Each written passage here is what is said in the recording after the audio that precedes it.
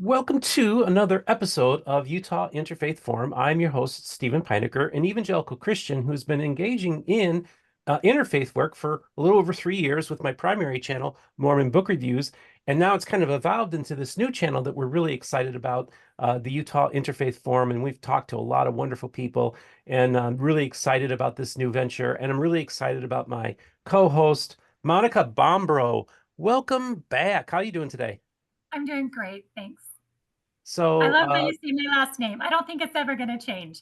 It's it, got your it, little accent in there. this Midwest accent, it's so hard. And of course, my last name's Pynakker, and I've just grown accustomed to people butchering that name, so I just move on.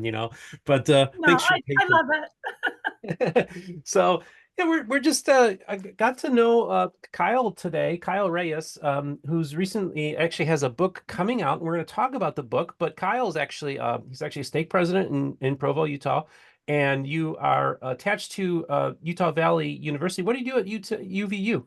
Yeah, so thanks for having me on. It's great to be here. I'm the Vice President of Institutional Advancement at UVU, and I've been in that role for about 20 months. And that's essentially a fancy way to say a Vice President of the division that goes out and tries to raise money for the university over alumni relations, those types of things, community relations. So it's been an absolute pleasure to tell the story of UVU as we've grown. That's great. And I just love the campus. I went there last year for the first time. I saw those wonderful stained glass Yep. windows that are in there. What's the name of that display they have in Called there? the Roots of Knowledge Gallery, and it really is just a tremendous artistic feat of stained glass, telling kind of artist depictions of the history of knowledge, the history of learning, history of education.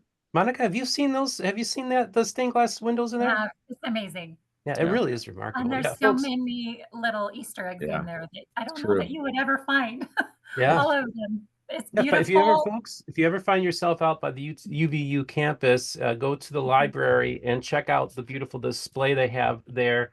It's really awesome. It's very inspiring and just absolutely beautiful. So okay, well, I'm very interested because apparently, Kyle, you've been doing interfaith work for quite a while, and it kind of ties into your new book that's coming out. So I just thought maybe give us a little background on yourself Yeah. and some of your interfaith projects you've been working on. Happy to do so. And it really goes back to childhood. I mean, I'll just start there because this is a very personal thing for me. This is not just a professional matter. I grew up in a home where my father was Catholic, my mother a member of the Church of Jesus Christ of Latter-day Saints, LDS, in Southern California. So as you know, I come from a mixed racial background. My mother Hawaiian Japanese. She went to the Church College of Hawaii. She went to BYU. My father educated in the Philippines, again, raised to be a Catholic priest. And so in my home, you know, you had going to church with mom and going to mass with dad. You had multiple languages. You had various, you know, obviously our ethnic origins. And so there was always this idea of what it means to navigate kind of and find out who we are, right? For my siblings and myself. And we were always kind of in this space in between. And so I think that's where it started. Once I started doing work at Utah Valley University, I've been working here for almost 21 years. And in so many of the positions I've held and the great work I've been able to be a part of, about trying to empower students from all backgrounds to really find, you know, educational opportunity here. I came across students from so many, you know, faith affinity groups and religious backgrounds and worldviews and ideologies.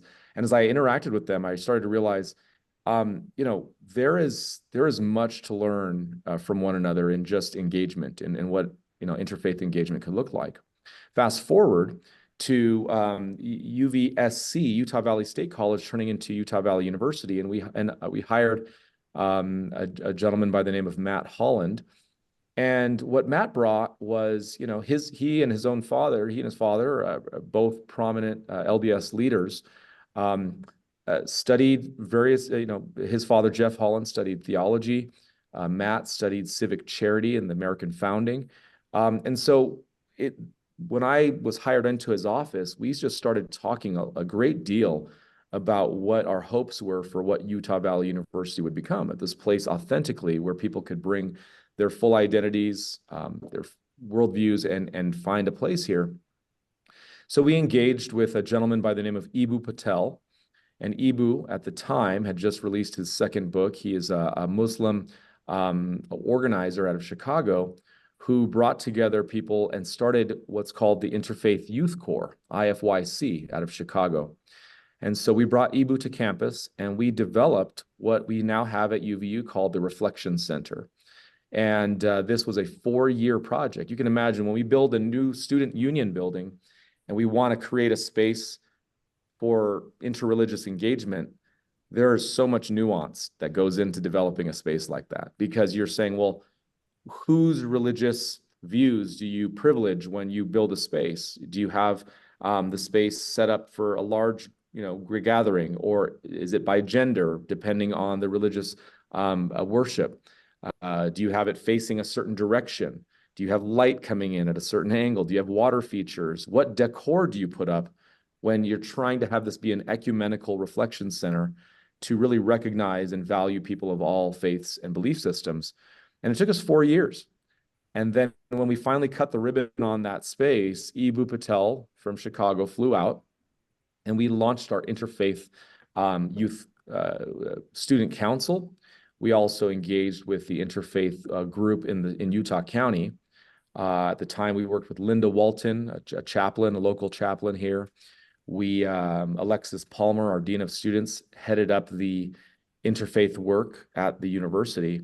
And from that moment on, I got more engaged with the National Interfaith Youth Corps movement out of Chicago. I flew to Chicago for a little while and was able to help develop a curriculum for higher education staff all throughout the United States on how we can engage in more rich conversations around spiritual identity.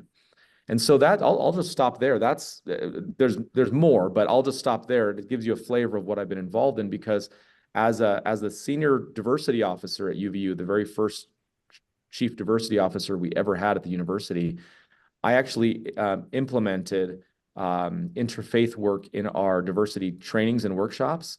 And it was the first in the state of Utah to implement spiritual identity in the diversity trainings. Often religious and faith identity is not included in the larger diversity conversation. It's usually centered on race, ethnicity, gender, sexual orientation, and it hasn't focused so much on religious or spiritual identity. And so we integrated that, and we were called out in a good, positive way for having done so. So that's just a flavor of some of the things I've been involved in. Very exciting. Yeah, it's really interesting because a lot of people talk about the religious makeup of BYU and also the U. What is the religious makeup generally of the campus at UVU? Yeah. So the last time we had the official IFYC survey, they do this for universities all throughout the United States. The last one we did was right before COVID. And so we did every 2 years, we had done a interfaith survey of faculty, staff, and students. So the last one, the data is from 2020, and it indicated that about of our students at that time, about 76% self-identified as members of the Church of Jesus Christ of Latter-day Saints, but with varying levels of devoutness or activity. And so the next highest was in that survey were a sort of a lumping together of people from various faiths, various smaller faiths, or people that said they're non-believers or they're secular humanist or atheist that had been on that survey. And so again, as of 2020, that was the composition of our student as self-reported in terms of various levels of devoutness and activity within the LDS Church. Interesting.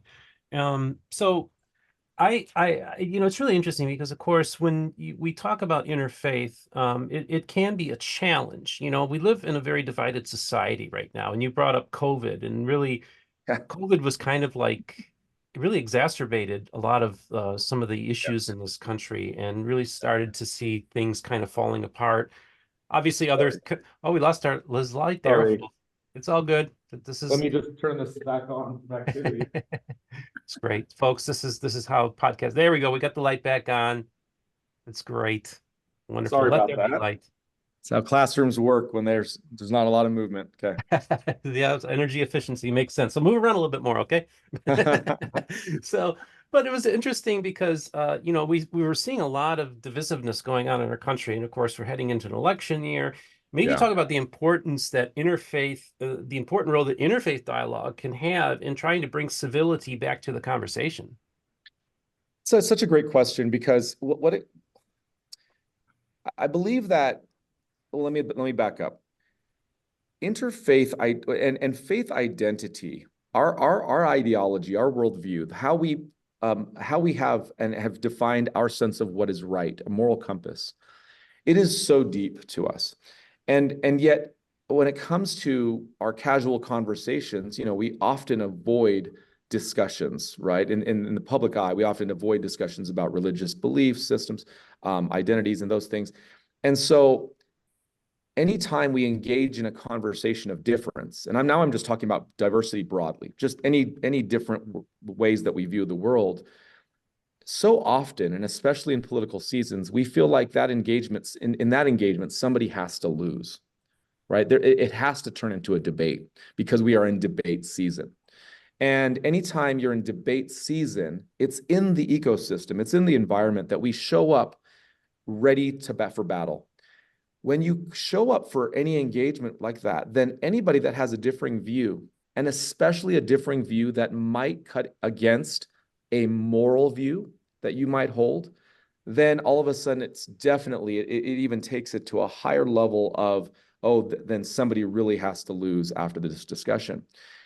One of the key components that I would want everybody to know, whether it's one of the reasons why I wrote this book and in my day-to-day work is, if we can actually practice viewing other humans, other people, with a greater sense of compassion and empathy, and not approach every one of these engagements as this debate that needs to be won or lost, but that the goal can be to simply understand and simply humanize their experience, there is so much positivity, there's so much great work, and we can build on so many areas where we actually have commonality. What rules the day, though, is not the 70% that we agree on. It's the 30% that we might passionately disagree on that actually takes over our relationship. And so in this divisive society, we live off of bumper sticker ideas. These are, I could have nuanced thoughts. I can have a depth of a story to tell you, but you're only going to read the bumper sticker of my thoughts, and therefore you've already formulated your opinions about what I stand for. And it hinders our ability to lean in with authenticity and a sense of cultural humility to say, I actually believe, even if I might disagree with you at the end of the day about some issue, I actually believe I can learn from you. And I actually believe that there's some understanding I can gain from you. I think that skill is a skill that we are just not teaching well enough and not modeling well enough, and especially with social media exacerbating the bumper sticker engagements. So I just wanted to ask you, I come from an evangelical background. Of course, evangelicals have tended to be some of the more vocal critics of your faith tradition. I was Yeah. just wondering, have you had any engagement with evangelicals with your interfaith work? And if so, what kind of how did they go? Yeah, and again, it's just the answer to that to your question is as diverse as every person I've met, right? So I've had, as not only in just my interfaith work specifically, but as I go, and I'm a diversity consultant nationally, and so I've consulted with over 200 organizations just on strategic diversity planning and those things. Well, when they hear I'm from Utah, and I go to Chicago or New York or LA or someplace, and they're like, wait a minute, we're having a diversity guy come from Orem, Utah. They're like, well, this is backwards. What's going on there? Well, what could he possibly know? And then they're like, well, surely he can't be Mormon if he's consulting us on diversity work. And then they find out that I, in fact, am. And then they're like, okay, this just doesn't match up. I I don't hope know you how tell them your life story, and then they're like, "Oh, totally get it now." Right. Your life story is so amazing. Well, once they give me that space to tell that, but Yeah. their initial biases show up in their kind of shock. Then as we go through and we start talking through some of the actual beliefs, so when they ask, do you actually believe this, or do you, and we go through and I'm able to help them understand my beliefs, doctrinal beliefs, different things. And then I also reciprocate, though, to say, but help me understand your beliefs. And where do you agree or disagree with that? I think things with other people could possibly escalate, but my whole goal is that any engagement with me, that even if somebody brings fire and brimstone to me, when it comes to like their energy of trying to tell me why my religious beliefs might be wrong, I'm hoping that in the way that I engage back and respond to them with respect and civility and a genuine curiosity, that it actually takes down the temperature and they realize I'm not trying to battle them. I am actually trying to understand. It's opened a lot of doors for friendship and engagement. Now, have I observed some of my colleagues who are also diversity or who are also LDS who have engaged with evangelicals get into some pretty heavy debate? Yeah, I've seen that. And you can kind of see when it escalates into a, who's going to win this at the end of the day. And that's never been my approach. So I think my general approach has lent itself to people saying, treating me with a bit more respect, even if they fundamentally disagree with some of the things I believe. It's funny because a lot of the biggest criticisms that are directed towards me typically come from the evangelical camp, because essentially they want I should have a ministry to convert Latter-day Saints, and if I'm not doing that, then I'm not doing the Lord's work in their mind. And my whole argument is that, first of all, I'm not here to convert anybody. I'm here Right. just to Right. Our view should not be trying to convert people. We should just live our faith and let people judge you from where you're at from that position. I just think it's stupid for us to go around. One of my good friends said we all need to exercise epistemological humility, and that's Yeah. been one of the founding principles of what this is all about. Is that once you think you know everything, you got it all figured out, and you're gonna let everybody know, it really does cause there to be barriers that are put up between people, and people don't even know how to talk to each other. They just talk past each other. And I'm so saddened by that, because I really do feel that a lot of that mindset has laid the groundwork for where this country is at today. It's kind of corrupted all the dialogue that's happening, unfortunately. And it just grieves my heart. So I really feel like, in one sense, the Lord's hand is on this endeavor, because he wants us, his image bearers, to talk to each other rather than fight each other. What do you say to that, Kyle? Oh, I completely agree with that. I mean, I think we could throw around the word ironic so many times, but I find it ironic that people, in the name of their belief system, belittle other belief systems, or in the name of their belief system, belittle other humans overall, or fundamentally can't see that whatever they espouse, whatever deity they espouse, that, and I'm talking about Mormons as well, right? Whatever deity we espouse, that somehow we are not practicing to actually look through, in this case, Christ-like lenses, right? Or some other more loving and compassionate lenses. And so it is, like you said, it's interesting when someone says the Lord's work, or whoever's work that they believe is guiding this, right? Whoever their deity might be, or higher power, that work could be one of two things, right? It could be getting consensus around a specific doctrine. That could be one person's interpretation of the Lord, which is leading to conversion and that kind of thing.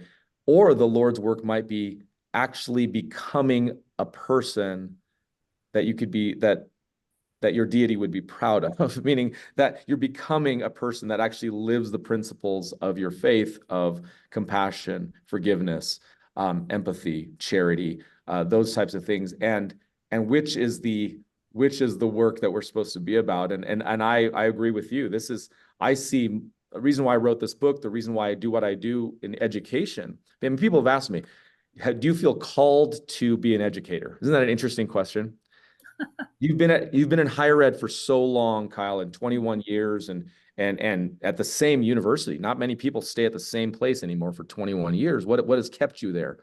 And I go, can I just be honest? Utah Valley University feels to me like the most authentically Christian, open, like one of the most authentically like open places for people to just come as you are, bring whatever you have. We'll add to that with some educational opportunities, but we're not closed admissions.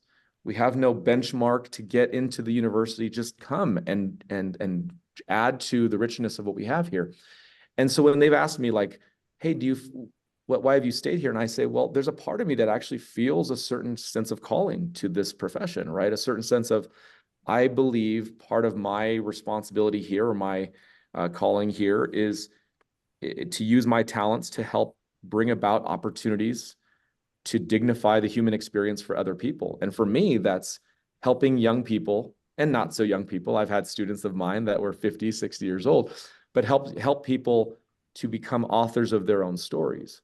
And if I can help them do that, that's as much of the Lord's work as anything, So I love it. I love it. That's great. So, Monica, I thought we should start talking about the book, but I was just wondering if you had any questions or follow up here from what we've been talking here. I don't have any questions. I agree with all of it. I love it. Well, I approach it the same way as he does. I'm like, I'm not here for a fight. I want a friend. I want to understand you. I want to love you. I want to leave here loving you. Because I will run into them again someday, gratefully.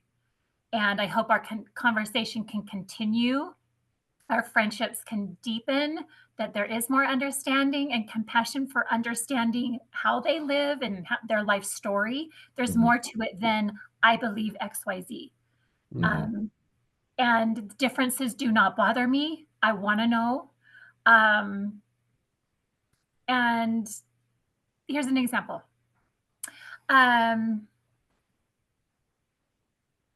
In my experience of doing the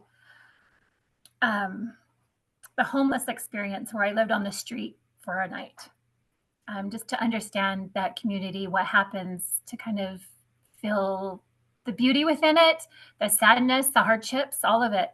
I had an opportunity to walk with a woman that had been homeless for 2 decades. And it's just such a real moment, because she knew I was a member of the Church of Jesus Christ of Latter-day Saints. She had some feelings toward that, and she came at me with those feelings, and I just listened. And I said, you know what? I cannot say I understand where you're coming from because I don't have that experience, but I can have empathy for you and feel for your experience. And then I just continued to listen. And as she kept talking, she just got softer and softer and connected and connected. And by the end of the night, she's like, and by the way, here's my phone number, call me. So that's what happens when you really just want to be connected to a person with a life experience, with feelings, thoughts, emotions that maybe you don't understand. There's beauty in that, in differences. Your mind is opened, your heart is opened. And so I'm completely on board with what Kyle's saying. And I think it's the best way to engage. There's no need for us to talk down to each other, to belittle other beliefs, even if we might say, wow, that does not comprehend in my mind. Right? It doesn't have to. You can still love them. So yeah. I love everything that Kyle is saying. That's great. I love it. So Kyle, why don't we pull up the screen share here? Let's talk about your book that's coming out. And folks, we're gonna provide a link here so that you can do pre-orders of this book on Amazon and any other links you want to send me, Kyle. So the name of the book is called Lenses of Humanity: How Reflection, Connection, and Empathy Can Heal Our World. And Kyle, you had said that you felt like this book really is a reflection of a lot of the interfaith work that has kind of informed this book as well. So this is the book here, and so just talk a little bit about that, and then why don't you exit out of the screen share Sure. Here, but just Sure. tell us a little bit about this book. Yeah, so this book was born from a number. Well, let me just say this: I've been engaged in this work of intercultural understanding and intercultural communication for 2 decades, right? When I was a professor, I would teach intercultural communication. In the School of Education, I taught multicultural understanding to teachers who were going to be our K-12 teachers, right? The elementary teachers, secondary teachers. I taught courses and things like that. And so this has been born out of a lot of my own research on what humans yearn for. And what I mean by that is humans, in my studies of other studies, as well as my own individual, original studies, building off of Maslow's hierarchy of needs, and really trying to reframe that and seeing if I could find what humans yearn for fundamentally. I was able to distill it down to a number of words, coded the words to 3 categories of what humans like across ethnicities, across ages, what they fundamentally yearn for, what we yearn for. Safety and stability, connection and belonging, value and purpose, right? So those 3 things, safety, stability. And so all the words under that sense of like, do I feel safe? Is there a sense of like, security there? That is fundamental to what now, a 2-year-old may not be able to articulate that, but they want that. They yearn for that. Same with a 20-year-old going to their first job. Same with a 55-year-old coming back to Utah Valley University, taking their first class. They want to feel safe and stable there. Second, connection and belonging is so fundamental to the human yearning. And it shows up in so many different ways. And then finally, value and purpose. Does it matter that I was here? Does it matter that I'm part of this organization, this family, this unit, this school? Once those 3 things came out of my studies, I started to really analyze that from what can we do about it? How can we actually help other people? And so my thesis of the book is simply the idea that I believe that our humanity is found in our ability to help other people find those 3 things. So my humanity is my ability to help you both at some level find a sense of safety, stability, connection, belonging, value, and purpose in my engagements with you. Or as a leader of an organization, how am I doing that for my employees or for the community? The way I did that was through the development of these 4 lenses, because I thought I want to do something practical where it's not just in theory, but I want to provide a framework where people can actually tomorrow or today go and start to develop even better some of these lenses of humanity, these 4 lenses of humanity. The way where the interfaith work comes in on that is the shifting lenses metaphor is one that is born out of my own experience of getting glasses and then going back to the optometrist and getting LASIK surgery. And this idea that as I do snapshot views and my doctor telling me, Kyle, your eyes are always shifting. You don't even realize it. Your eyes are always shifting. That phrase, right? Your eyes are always shifting, had me research more. How has my worldview changed from 5 years ago, 10 years ago, 20 years ago? I'm 45 years old now. The 15-year-old Kyle looked at the world so differently, right? Because of my relative youth, but also my limited lived experience, but also the teachings that I was receiving in my household around certain religious ideology, right? The 25-year-old Kyle then looked at the world very differently than the 15-year-old Kyle.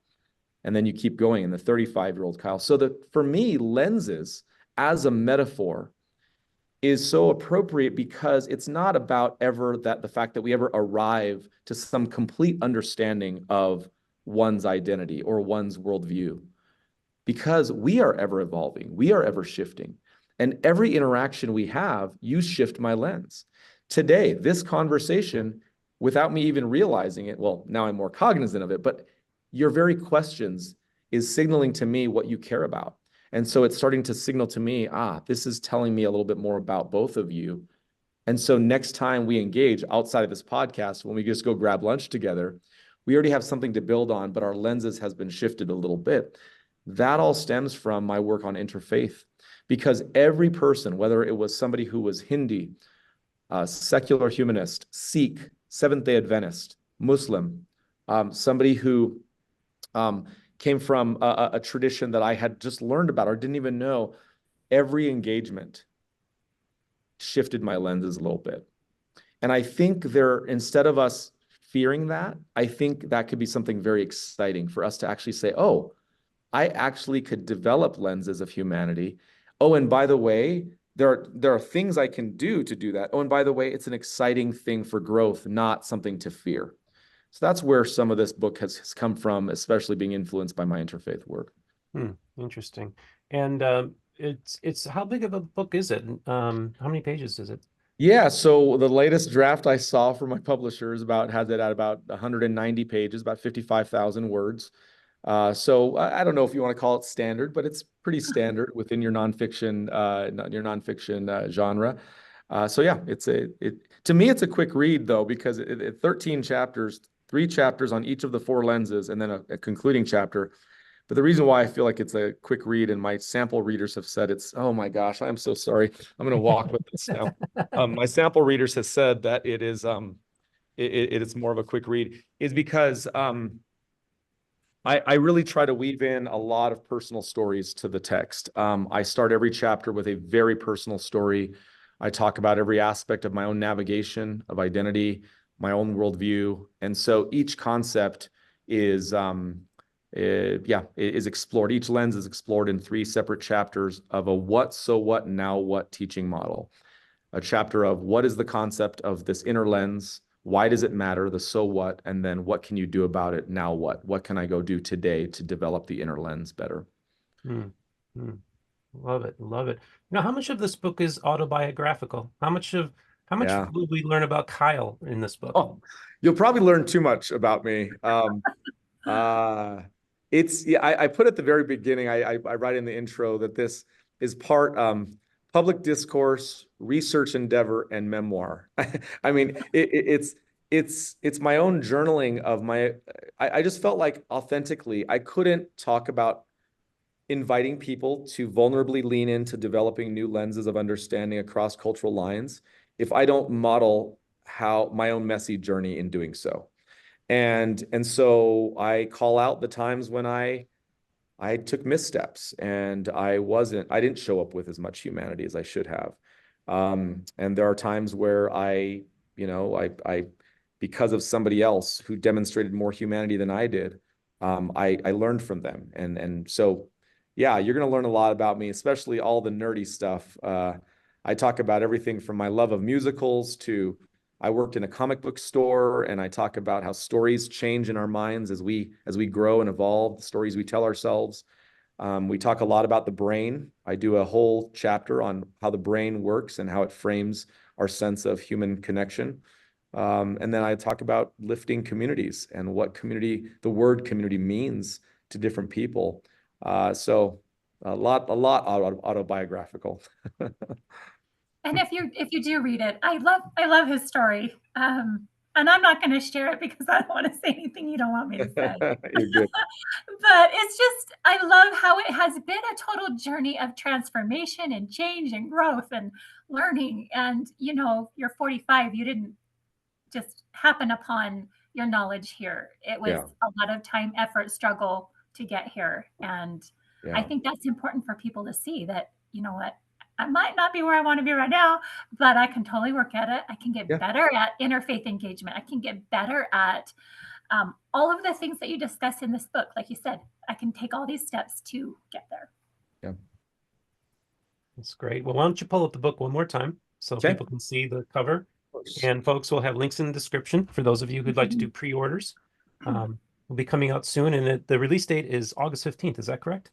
Yeah, the pre-order release date is that's when it can be ordered, and then they will start to ship in September. Okay, so it's Lenses of Humanity, How Reflection, Connection, and Empathy Can Heal Our World by Kyle Reyes, PhD. Thank you so much for coming on the program to share this with us.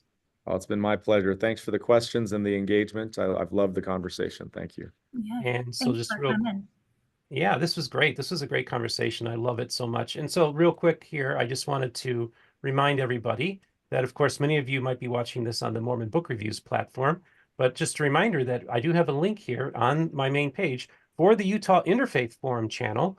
And so we are getting this thing started up. So I wanted to encourage you to also subscribe to the Utah Interfaith Forum channel. And also, if you're on Facebook, please join the Utah Interfaith Forum Facebook group which is actually where this channel was birthed from. So, but before we go there, before we end any episode, Monica has her questions that she asks every guest. So, Monica, ask away. So, Kyle, Yes. we ask 2 questions at the end of our show. Number 1 is, what's your favorite thing about your religion? Well, I'm a member of the Church of Jesus Christ of Latter-day Saints. As mentioned earlier, I currently serve in a capacity with a responsibility called stake president. What that essentially means, again, I'm assuming that not everybody that listens knows all the ins and outs of things. And so what that essentially means is that I have some stewardship responsibilities for a certain geographical set, boundary and a certain set of congregations. The reason why I share that is because the particular stake that I get to serve with is a very unique stake. It's 5 boundary wards, so 5 boundary units, congregations based on just streets and boundaries, and part of South Provo, the Franklin area of Provo. But then we have what we call 5 specialty units. We have 2 Spanish wards, a Haitian Creole congregation, a Native American congregation, and then we have an ASL, deaf and hard of hearing congregation. We will have these conferences where we'll bring everyone together, and we call that a stake conference, and we bring them together.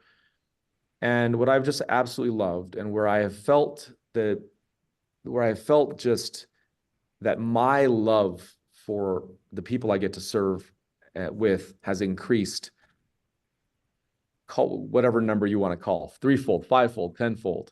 Yeah. Authentically, my love has increased in these moments where we're exchanging across language, across income level, across experience, family structure. But a message that is prepared is being signed to our American Sign Language ward, and then being translated into Spanish and being translated into Haitian Creole. And to me, one of the things that I absolutely love is just at the core of it, and that's why I'm being very specific. Words matter. At the core of what I believe to be the core of the religion is to become like our Savior Jesus Christ. Then what I love is the opportunities to, across the world, across language, across cultures and communities, that we can simply invite people in their own cultural context to come unto the Savior Jesus Christ. I know we're not unique in that. I'm not claiming, I'm not claiming our uniqueness in that, but it's authentically what I absolutely love. It's what keeps me engaged. It's what keeps me wanting to serve. It's what keeps me wanting to invite my family to participate in bringing people to find healing and hope through Jesus Christ. I love that. I love that you brought up who you serve in your stake, because that's one of the things I love when you told me that. That's just amazing, the difference. And I attended a Samoan ward a few weeks ago, and in the pews there's a Samoan hymn book, a Tongan hymn book, yep, an English hymn book, and a Spanish hymn book, yep, in one, yep, chapel, right? Yep. So whoever you are coming, you're served there, and I just thought it was beautiful. Now, the second question is, what's your favorite thing about another religion? Oh gosh, I have so many. I know. We need another hour just for me to answer these questions. I know. Can we say I'm a little Baptist, I'm a little bit Methodist, I'm a little bit Evangelical, I'm a little. Here's what I'll say. And again, I almost, because I have such dear friends when I grew up in Southern California, I went to a junior high where during my 7th grade year, I kid you not, I attended 21 bar mitzvahs, bat mitzvahs, and benai mitzvahs. Okay.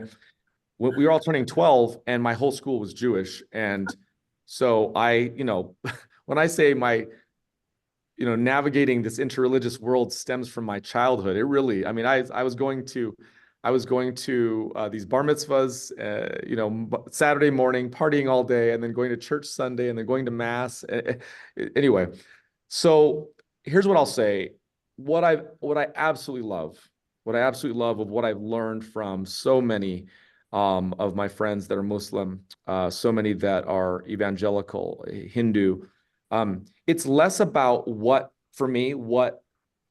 the organized religion is preaching. What I mean by that is it's less about the religion that I love. It's more about the people that I've known who are just so sincerely trying within their faith, right? Within their belief system. I don't care like what that belief system is, but the fact that you're like trying and you're devout in some way, you're making an effort, you're demonstrating a level of faith to say, you know what, I'm sacrificing time that I could be doing something else to go do this thing. I'm going to go do service with my faith group, or I'm going to go on this mini mission over here, or I'm going to go and do a fundraiser to support people because that's what my church group is doing. I have my first cousin. His name is Dion Maeda. He's my mother's brother's son. He's a pastor. He's a pastor in the Big Island of Hawaii. He received his theological training to be a pastor in Boston. When we go to Hawaii, we visit his congregation, and it is just, we are singing and we are celebrating, and the music, and we're standing and dancing, and my kids will look over like, "Dad, this is different than church back at home." And I'm like, isn't it amazing? Like, this is awesome. Great. Yeah. And then I go and we break bread together and we hug and we love each other and we're cousins. And the fact that he's going and sacrificing time to go and clean up his own church there, and the fact that they go and together and go serve. To me, what I love is I love seeing people who really understand their own belief system, who really have dug in deep, whether it's their own set of scriptures, whether it's their own set of leadership. I love learning about that. And so again, I know it's a kind of a softball answer, but it's authentic. It's hard for me to choose one particular thing about another religion, because it's in the people. Yes, I'm with you. It is hard. I'd have to think about that for a really long time. I'd probably come up with an answer like yours, like, oh, can I choose them all?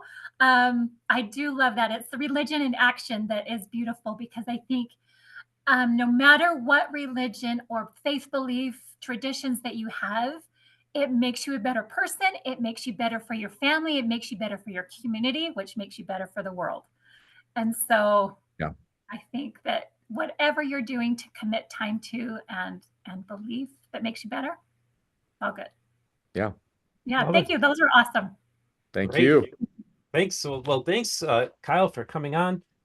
Check out the book. We'll have links in the description for that. Order a copy. It sounds like a really interesting read. Glad you're able to come on the program to be able to promote it here on the Utah Interfaith Forum. Folks, leave your comments. We'd love to hear what your thoughts on this conversation was as well. And by the way, I'm wearing a BYU Idaho t-shirt, and I'm just wondering what's it going to take to get a UVU t-shirt sent? Oh, I can make that. I can make that happen easily. I will make that happen. You just tell me the size on our side chat. You just tell me the size, and we'll get you something. Sounds great. Yes, awesome. So I'll be sporting it on my program. So it's good public PR for your school. So it always helps everybody. I love it. So. Folks, talk about also too in the comments, maybe talk about some of the interfaith conversations that you've had, learning about other religions. Also, maybe let's have people answer Monica's questions in the comments as well. Talk about the favorite aspects of your religion and some things that you admire in other religions. I think these are great conversation starters. And and Monica, maybe we should even do something in the Utah Interfaith Forum where we can get that ball rolling too on our Facebook page, because I think it's really great to have those types of questions. Really makes people think. So thanks again, folks, for joining us. This is a place where it's interfaith in action. God bless and have a great day. Thank you so much. Thanks.